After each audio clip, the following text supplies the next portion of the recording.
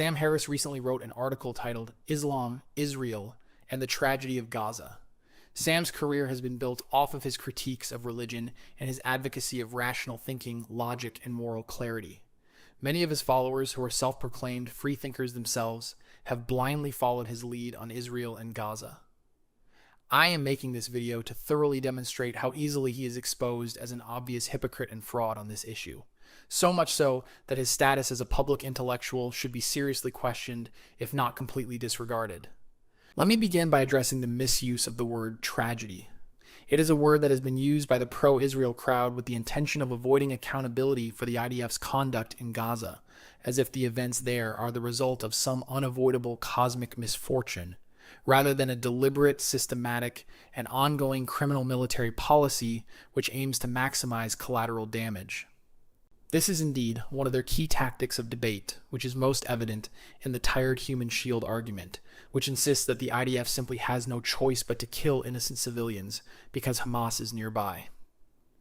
Aside from the fact that Amnesty International, Human Rights Watch, and the UN have found no substantiated evidence that Hamas systematically uses civilians as shields to the degree Israel claims, international law is clear that civilians are entitled to full protection under international law unless they directly participate in the fighting. This is why no other legitimate Western military force conducts itself in this way. As someone who has viewed hundreds of hours of footage from the global war on terror, you can plainly watch how US soldiers were frequently forced to hold their fire when the Taliban would move behind the cover of women and children. Take this clip from the Battle of Marja in Afghanistan and how the commander discusses their rules of engagement and respect for the civilian population. And watch in particular how the Marines then refuse to engage Taliban that are moving with human shields. I guarantee you we will lose Marines. I guarantee you we will. Don't let emotions control you.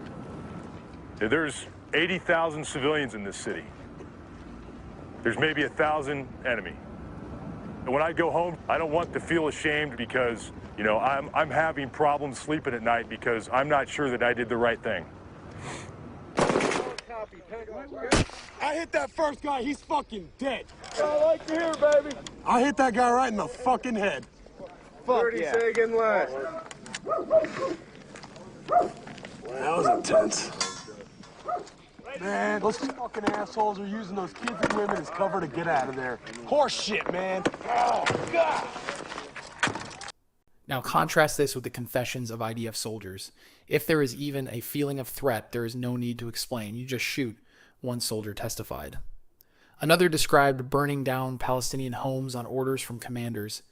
Before you leave, you burn down the house, every house. This is backed up at the battalion commander level. It's so that Palestinians won't be able to return.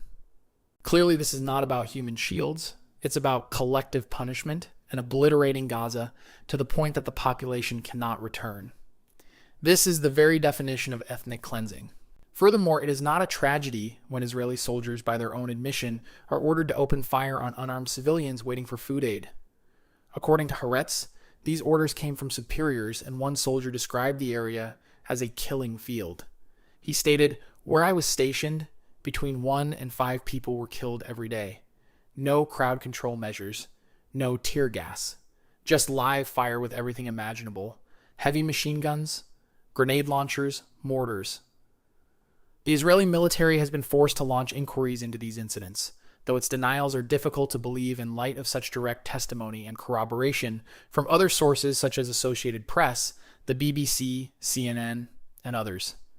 Yet only days after these revelations, Sam Harris wrote, "Whether or not Israel has done enough to mitigate the loss of innocent life in Gaza is debatable." Debatable.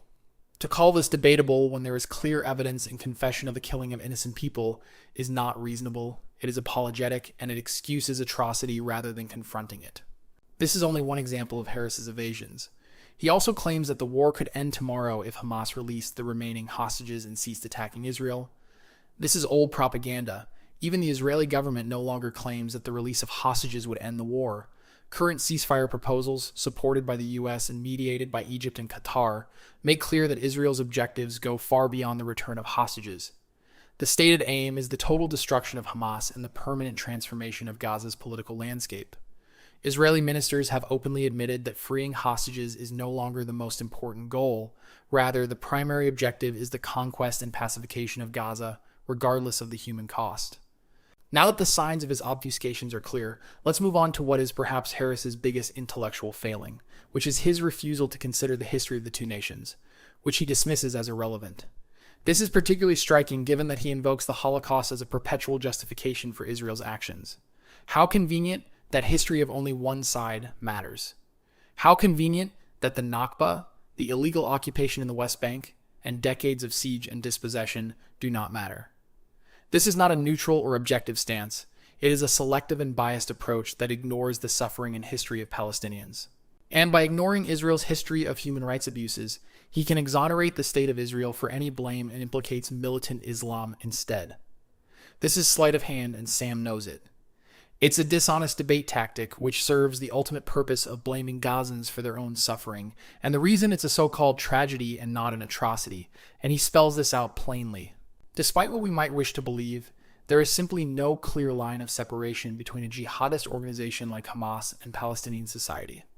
We are talking about a culture that has been teaching its children to hate Jews, wage jihad, and aspire to martyrdom for decades, and they are still doing it. But why does he only insist on taking one side at their word? For one, it is no secret that Israel has been teaching its children for decades that it is the right of the chosen people to illegally settle the West Bank. The values were codified in the 2018 nation-state law and are a part of the official Israeli school curriculum. But Sam Harris refuses to acknowledge why a country that has been the victim of illegal occupation and oppression might harbor hatred to their oppressors. This history is irrelevant to him. How convenient that the history of oppression of the Palestinian people is irrelevant, but not the history of the Jews. How convenient that he insists that we must take jihadists at their word, yet he ignores explicit and violent rhetoric from Israeli leaders, such as Defense Minister Yoav Gallant saying, "We are fighting human animals and are acting accordingly."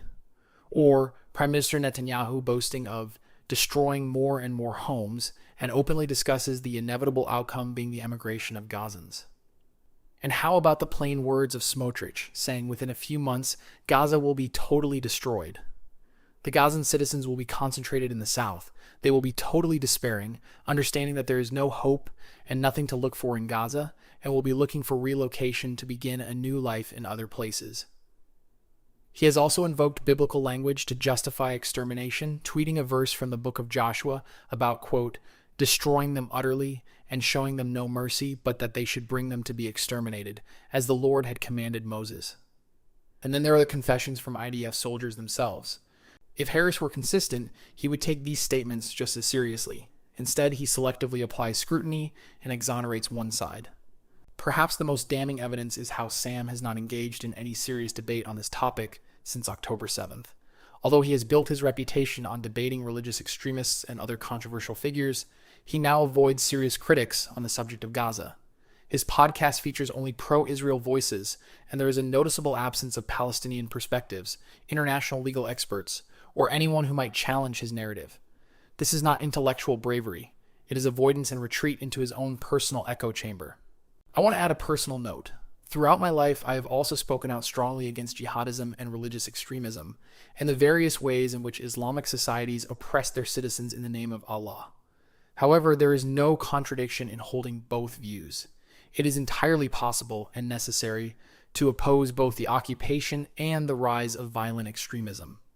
Supporting Palestinian rights does not mean excusing the crimes of Hamas, just as condemning Hamas does not justify collective punishment or war crimes by Israel.